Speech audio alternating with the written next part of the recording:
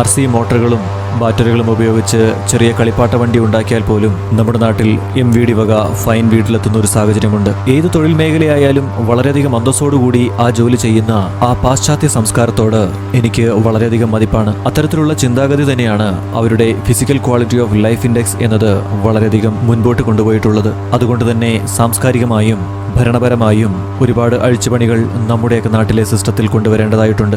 ഒരു എക്കോണമിക്ക് ഏറ്റവും കൂടുതൽ വരുമാനം ലഭിക്കുന്ന മേഖല സർവീസ് സെക്ടറാണ് എന്നത് ലോകം തെളിയിച്ച സത്യമാണ്. പക്ഷേ ശരാശരി വരുന്ന മലയാളികളുടെ മനോനില പരിശോധിച്ചാൽ അവിടെ സർക്കാർ ജോലിക്കുള്ള തട്ട് താണു തന്നെയിരിക്കും.